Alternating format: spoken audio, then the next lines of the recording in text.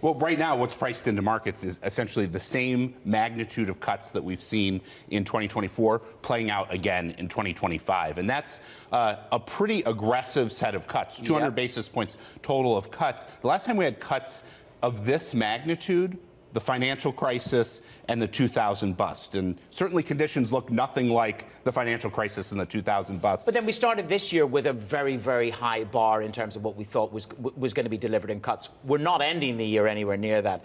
But continue the thought. So over the 2 years, 200 basis points, and you haven't had that since GFC. Right. You don't think we'll get that? Well, I think we probably will get that because I think central banks are looking at what they believe to be a neutral rate. Look at the ECB.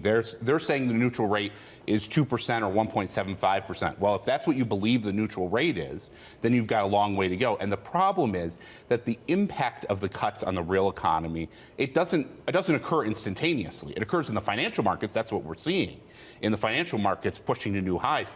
But the effects in the real economy are going to take some time to flow through. Those 200 basis points of cuts, we're going to really start to see the effects in 25 and 26.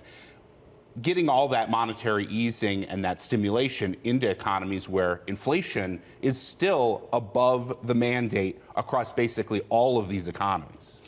This goes back to what kind of inflation you end up getting. And like what David Kelly had to say yesterday, we've got rich world inflation and we have poor world deflation. I just wonder from a portfolio concept, you talk about airlines, hotels, cars, that's the rich inflation. The deflation will be obviously in shelter, perhaps in some of the energy areas.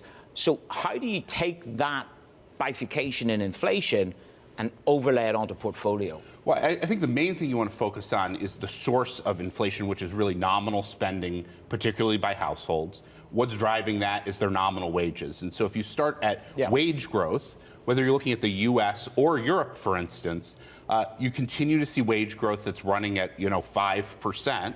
That 5% is translating into spending, nominal spending of about 5%, into economies that have, in the European context, very weak productivity, very hard to get, to basically produce. If you're spending on a 5% nominal basis and you have zero productivity, there is embedded inflation pressures in the economy. And that's exactly what we see. I wouldn't necessarily call it rich world inflation.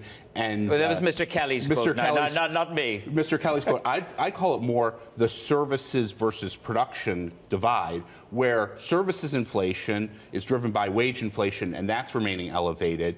Goods inflation has come down, but a big part of that is the backside of the bullwhip, where you had the COVID-related challenges, production challenges. Now you've gotten supply to come back online. Now we're seeing a normalizing. We're starting to see a normalizing even in the goods side of things. So if you have elevated services inflation and normalizing goods inflation, that's adding up to seeing a rise in inflationary pressures, which is basically exactly what we're seeing, whether you're looking at the U.S. or the European context.